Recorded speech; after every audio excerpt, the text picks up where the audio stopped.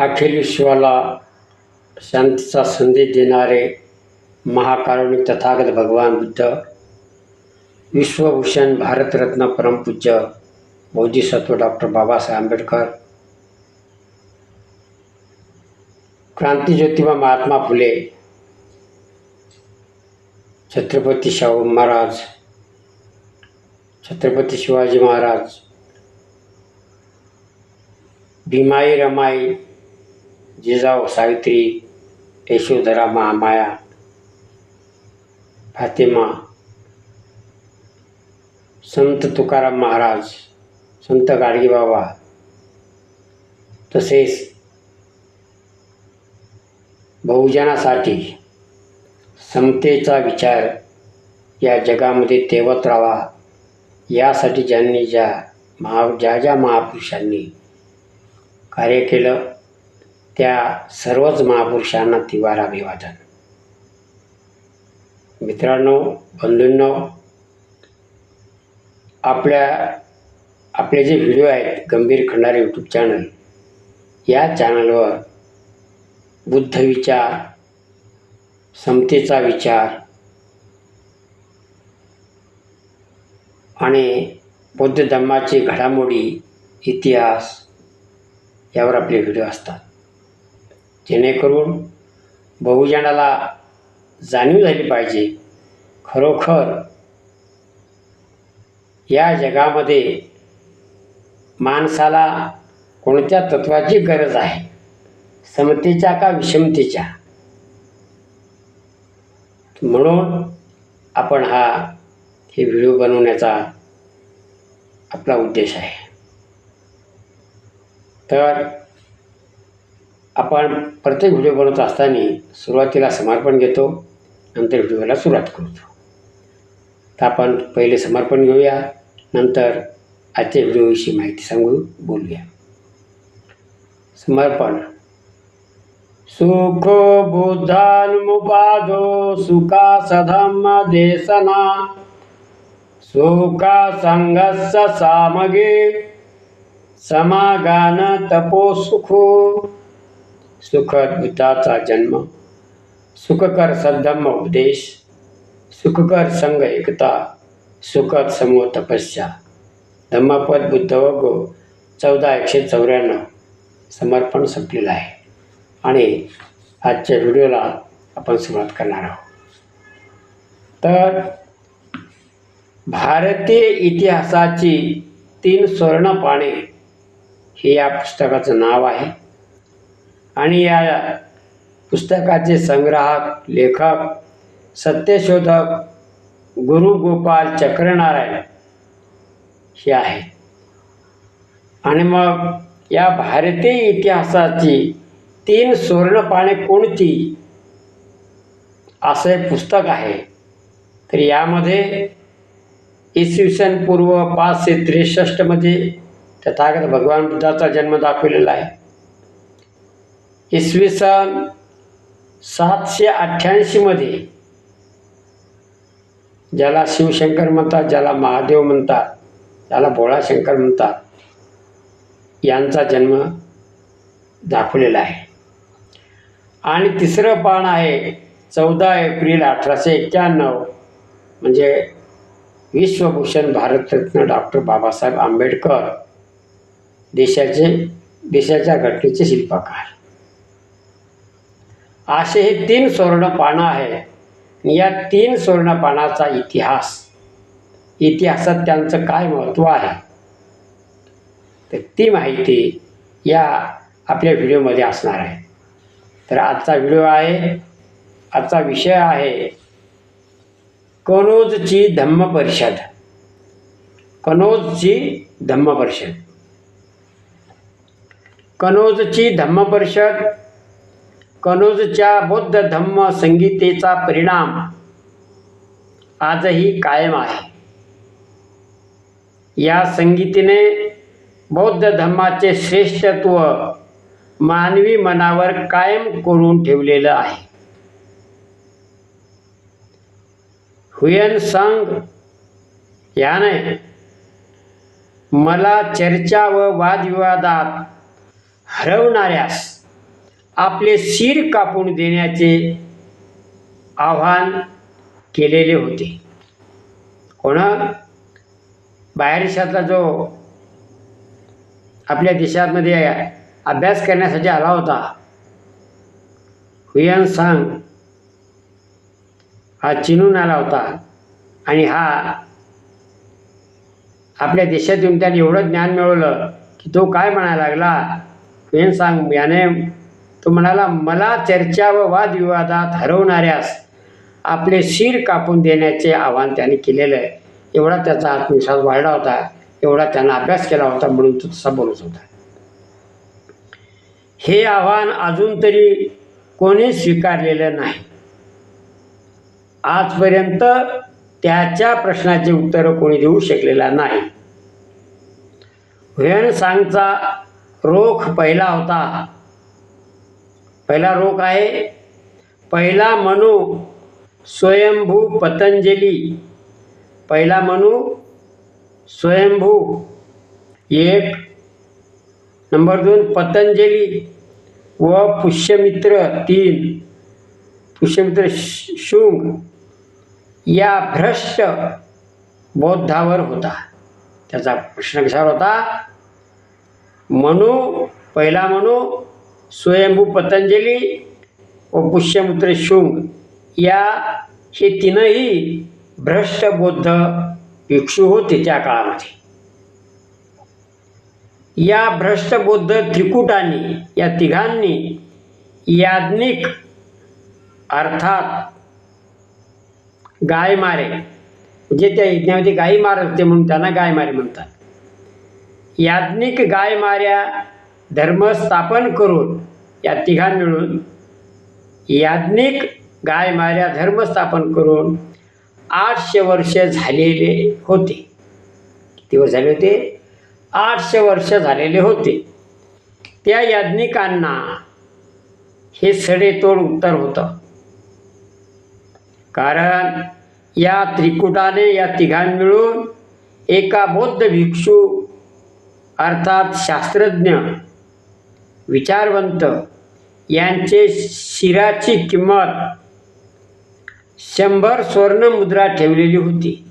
या तिघांनी जो कोणी भिक्षू मारेल आणि त्याचं शिर आणून देईल त्याला 100 मोहरा सोन्याच्या बक्षीस दिल्या जातील, असं त्यांनी लिलाव काढला, जाहीरनामा दिला होता. त्यामुळं भिक्षूच्या कत्तली झाल्या, हुशार लोकांच्या कत्तली झाल्या, विद्वान लोकांच्या कत्तली केल्या लोकांनी. त्याचे उत्तर होते, एक प्रकारे हुयन संग याने सर्व याज्ञिक अर्थात गाय मारे यांचे वैचारिक शिर कापलेले आहे.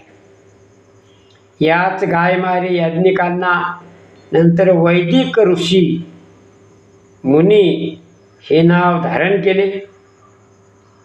यासाठी याज्ञिकांना प्रथम गोहत्या बंद करावी लागली भगवान बुद्धाच्या धाकामुळं, धम्मामुळं. हा या कनोज बौद्ध धम्म परिषदेचा परिणाम होय. आणि तेव्हापासून या गायमाऱ्या लोकांनी अलगद या खांटीवर उठले आणि दुसऱ्या खांटीवर बसले, म्हणजे ते शुद्ध शाकाहारी झाले.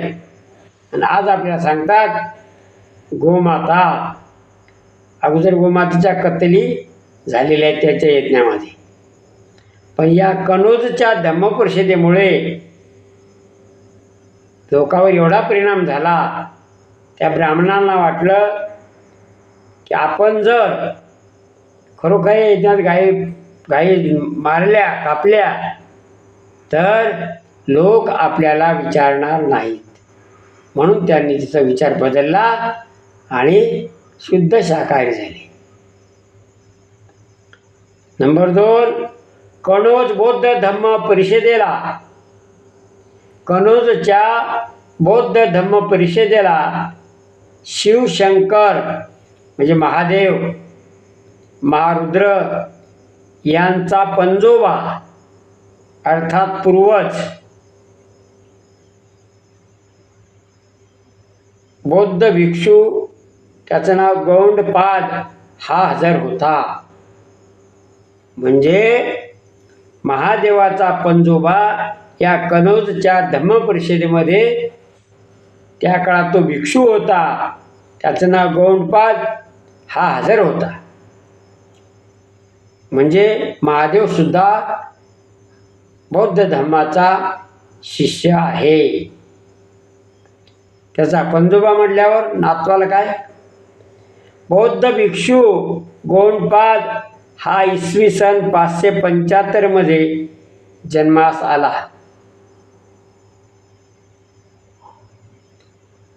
एकशे 50 वर्षानंतर इसवी सन 725 मध्ये महानिर्वाण झाले.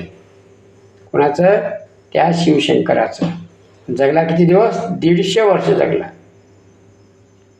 याच घरात नंतर इसवी सन 788 मध्ये ते पंजोबा त्याचा 150 वर्ष जगला आणि मग 788 मध्ये शिवशंकर अर्थात महारुद्राचा जन्म झाला. हाच हिंदू धर्माचा देवादिदेव आदिदेव होय. याने इसवी सन 813 मध्ये बौद्ध विद्यापीठ जाळून हिंदू धर्माची स्थापना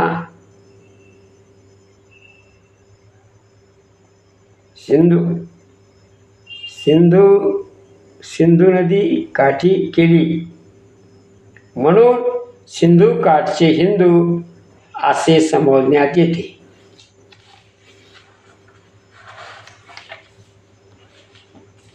कनौज, आता तिसरा पॉइंट. कनौज बौद्ध धम्म परिषदेला विष्णू आणि ब्रह्मदेवाचा पूर्वज बौद्ध भिक्षू बोधिरुची कश्यप हा हजर होता. हा ब्रह्मदेवाचा आणि विष्णुदेवाचा पूर्वज म्हणजे पंजोबा हा त्या धम्मपरिषदेला हजर होता कनौजच्या. बौद्ध भिक्षू बोधिसुरूची कश्यप यांचा जन्म इसवी सन 577 मध्ये झाला. त्याचे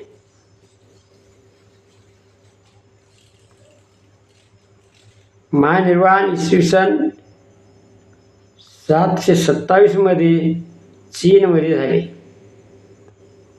बौद्ध भिक्षू बोधिरुची कश्यप हा 150 वर्ष जगला. याची महती ह्वेनसांग याने चीनी प्रवासातला चीनी सम्राटाला सांगितली. म्हणून चीनच्या सम्राटाने काही विद्वान व सैनिक पाठवून बोधिरुची कश्यप या बौद्ध भिक्षूला चीनमध्ये आमंत्रित केले आणि बौद्ध भिक्षू बोधिरुची कश्यप याने वयाची 150 वर्ष चीन देशाची सेवा केली. आज चीनची जी प्रगती दिसत आहे ते बौद्ध भिक्षू बोधिरुची कश्यप यांचे कार्याचे फलित होय. म्हणून चीनी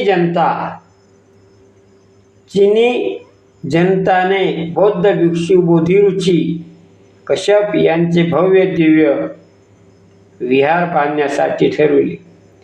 यासाठी माजी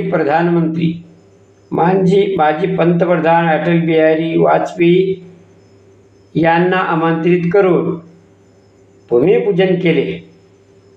याच बौद्ध भिक्षू बोधिरुची कश्यप यांचे विहाराचा लोकार्पण सोहळा माजी राष्ट्रपती प्रतिभाताई पाटील यांनी चीनमध्ये जून 2010 मध्ये केले. या विहाराचे बांधकाम दिल्लीच्या आर्किटेक्चरने सांचीच्या धर्तीवर केले. दिल्ली सरकारने या कार्याला 10 कोटी रुपये दिले. याच कश्यप घराण्यात हिरण्यकश्यपाचा जन्म झाला. हिरण्यकश्यपाचा भाऊ विष्णू होय आणि विष्णूचा मुलगा म्हणजे हिरण्यकश्यपाचा पुतण्या ब्रह्मदेव. कोण आहे तो? ब्रह्मदेव होय. अशी ही 33 कोटी देवांची उत्पत्ती बौद्ध धर्मात झाली. हाच वैदिक काळ होय.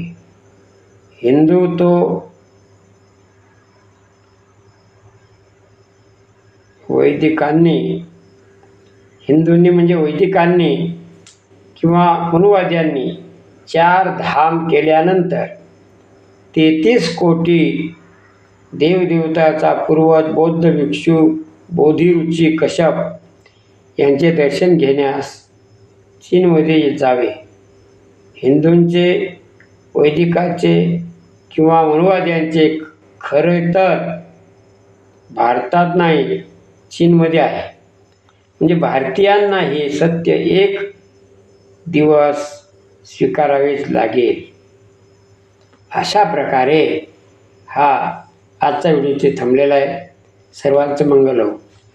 तेरा मंगल मेरा मंगल सबका मंगल होए रे. जन जन मंगल जन जन मंगल जन जन मंगल होए रे. जन जन मंगल जन जन मंगल जन जन मंगल होए रे. सर्वांचं मंगल हो. सर्व मित्रांना नम्र विनंती, गंभीर खंडार यूट्यूब चॅनलला लाईक सबस्क्राईब करा आणि व्हिडिओ आवडल्यास सबस्क्राईबसुद्धा करा आणि शेअरसुद्धा करा. भगवान बुद्धाचं तत्त्वज्ञान अखिल मानवापर्यंत पोहोचू द्या ही सर्वांना नम्र विनंती.